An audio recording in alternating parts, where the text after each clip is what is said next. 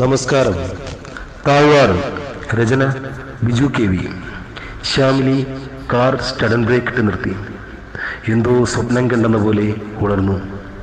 എനിക്ക് എന്തു പറ്റി എന്ന് സ്വയം പറഞ്ഞുകൊണ്ട് കാറിന്റെ സ്റ്റിയറിംഗിൽ മെല്ലെ തലചായ്ച്ചു.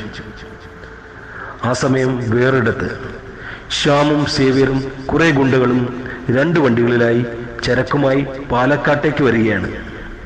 സമയം ഏതാണ്ട് രാത്രി 12 മണി കഴിഞ്ഞു കാണും. പുറകിലത്തെ വാഹനത്തിലാണ് സേവ്യറും ഡ്രഗും ഉള്ളത്. എറണാകുളം കടന്ന് വാഹനം ചീറിപ്പാഞ്ഞു വരികയാണ്. ശ്യാമിന്റെ വാഹനം എസ്കോട്ടായി മുൻപിൽ തന്നെ ഉണ്ട്. പെട്ടെന്നാണ് ശ്യാമിന്റെ വാഹനത്തിന് മുൻപിൽ ചോര ഒലിപ്പിച്ചുകൊണ്ട് ലാലു ചാടി വീണത്. ഡ്രൈവർ വണ്ടി സ്റ്റഡൻ ബ്രേക്ക് ഇട്ട് നിർത്തി. ശ്യാം ഡ്രൈവറിനോട് ചോദിച്ചു, എന്തു പറ്റി? സാർ, ഒരാൾ വണ്ടിക്ക് വട്ടം വെച്ചു, ഡ്രൈവർ പറഞ്ഞു. ശ്യാം മുന്നിലേക്ക് നോക്കി. ആരോ ചോരയിൽ കുടിച്ചു നിൽക്കുന്നു. ശ്യാം പെട്ടെന്ന് അരയിൽ കരുതി തോക്കെടുത്തു. കാറിന്റെ ഹെഡ്ലൈറ്റ് വെട്ടത്തിൽ ആളെ ശ്യാം തിരിച്ചറിഞ്ഞു. ശ്യാം കാറിൽ നിന്നിറങ്ങി മുന്നിലേക്ക് നടന്നു വന്നു.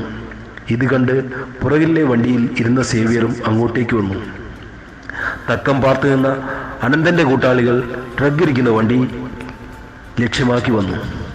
ശ്യാം ലാലുവിനെ പൊക്കിയെടുത്തു. ഡാ ലാലു, എന്താ പറ്റിയേ? ശ്യാം ഇത് ചോദിച്ചു തീരുന്നതിന് മുന്നേ പറ്റിയത് ഞാൻ പറയാമെന്ന് പറഞ്ഞ് മുഖം പാതി മറച്ച് ഹോളിവുഡ് സ്റ്റൈലിൽ ഒരാൾ ഇരുട്ടത്തു നിന്നും പാതി വെളിച്ചത്തിലേക്ക് വന്നു. നിന്റെ ആത്മാർത്ഥ സുഹൃത്തിന്റെ മോൻ, നിന്നെ ഞങ്ങൾ കൊറ്റി എന്ന് പറഞ്ഞ് ലാലുവിനെ വലിച്ച് തന്റെ സൈഡിലാക്കി. അപ്പോൾ ഡായ് എന്ന് വിളിച്ച് ശ്യാം അയാൾക്ക് നേരെ തോക്ക് ചൂണ്ടി. സേവ്യർ അയാളെ ആക്രമിക്കാനായി മുന്നോട്ട് കുതിച്ചു. തന്റെ മുന്നിലേക്ക് വരുന്ന സേവ്യറിനെ നെഞ്ചും കൂടി നോക്കി അയാൾ ആഞ്ഞു ചവിട്ടി. ശ്യാമിന് നേരെ അനന്തനും ചാടി വീണു. അനന്തനും മുഖംമൂടിക്കാരനും ചേർന്ന് ശ്യാമിനെയും സേവ്യരെയും കൂട്ടാളികളെയും ചവിട്ടിക്കൂട്ടി. കൂട്ടത്തല്ലിന്റെ അവസാനം നിലത്ത് വീണ് കിടക്കുന്ന ശ്യാമിന്റെ നെഞ്ചത്ത് ചവിട്ടി നിന്നുകൊണ്ട് മുഖംമൂടിക്കാരൻ പറഞ്ഞു, ഈ മരുന്ന് ഞാനിങ്ങെടുക്കുക. ഇതുപോലെ ഓരോന്നും നിന്റെ ജീവിതത്തിൽ നിന്നും ഞാൻ പറിച്ചെടുക്കും. ഇതും പറഞ്ഞ് മുഖംമൂടിക്കാരൻ സ്ലോ മോഷനിൽ നടന്ന് തന്റെ കാറിൽ കയറി. പിറകെ അനന്തനും. അനന്തന്റെ ഗുണ്ടകൾ ലാലുവിനെ വേറെ കാറിൽ കയറ്റി കാറുകൾ മുന്നോട്ട് പാഞ്ഞു. അനന്തൻ മുഖംമൂടിക്കാരനോട് ചോദിച്ചു, കുട്ടേട്ടാ, അവനെ ഇനി എന്ത് ചെയ്യണം? അപ്പോഴാണ് ഗിരിധർ മുഖംമൂടി മാറ്റിയത്.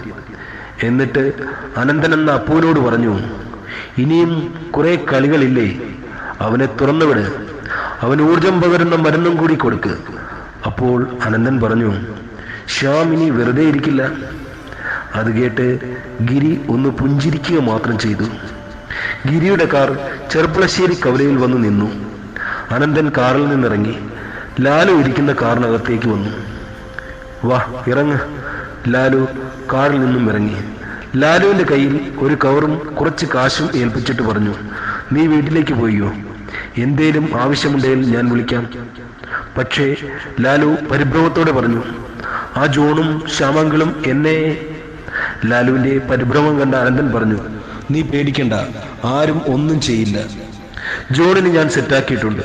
പിന്നെ ശ്യാം നിന്നെ തിരക്കി വരില്ല. ദേ, നിന്റെ വണ്ടി അവിടെ ഇരിപ്പുണ്ട് എന്ന് പറഞ്ഞ് അനന്തൻ കാറിൽ കയറിപ്പോയി. എന്ത് ചെയ്യണം എന്നറിയാതെ നിൽക്കുന്ന ലാലുവിന്റെ മൊബൈലിൽ ഒരു മെസ്സേജ് വന്നു. മെസ്സേജ് കണ്ടതും ലാലുവിന്റെ മുഖം വിടർന്നു.